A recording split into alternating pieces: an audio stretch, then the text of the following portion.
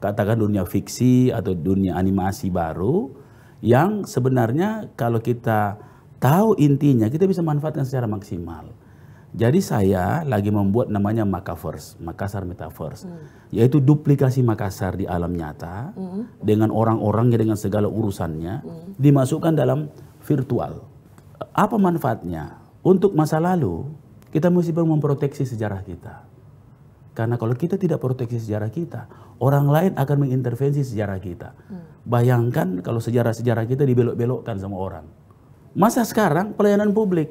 Oke. Jadi kalau kita misalnya sekarang ini. Oh, saya ngerti. Jadi artinya semua dalam bentuk ya metaverse. Jadi gunanya metaverse baik dari untuk proteksi masa lalu, useful untuk masa sekarang dan masa yang akan datang. Oke. Coba kita bicara dulu yang masa lalu. Apa ada yang bikin apa? Contoh, kalau kita membiarkan perusahaan-perusahaan besar membuat metaverse seperti Meta Facebook, semua udah bikin sendiri.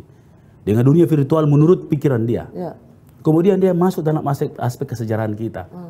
Banyak sejarah-sejarah dia tidak pahami kalau dalam kepentingan mereka dia belok-belokkan. Oke. Maka anak-anak akan belajar sejarah kita yang Versi tidak sesuai mereka. versi mereka.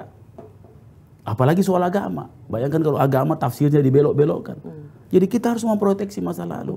Kan dengan metaverse, anak-anak kalau belajar dengan metaverse, misalnya Eduverse, dia bisa misalnya bercakap-cakap misalnya tentang Majapahit. Dia bisa bercakap-cakap dengan Gajah Mada.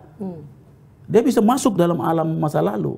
Dia belajar dalam semua indera bisa. Jadi seolah-olah dia masuk di alam masa lalu. Jadi pemahaman terhadap sejarah itu betul-betul utuh. Bagaimana dulu waktu Borobudur sedang dibangun misalnya. Itu kan bisa dibikinkan metaverse-nya dalam sejarah kita. Nah, kalau Makassar berarti dalam hal ini? Makassar sekarang saya minta Kadis Perpustakaan dan Kadis Arsip menghadap ke Andri,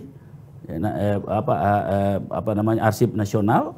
Kita minta sejarah-sejarah Makassar, kita mulai bikin avatarnya, semua sejarah dalam bentuk virtual. Oh, dan mereka bisa mengakses itu terutama untuk belajar. Bisa belajar juga. Jadi dia bisa masuk dalam, kalau masuk di Oculus, dia bisa berinteraksi dengan pelaku-pelaku sejarah masa lalu. Itu yang bikin ada alih-alihnya anak-anak kita saya suka pakai gerilyawan, anak-anak yang berbakat saya kumpulkan semua.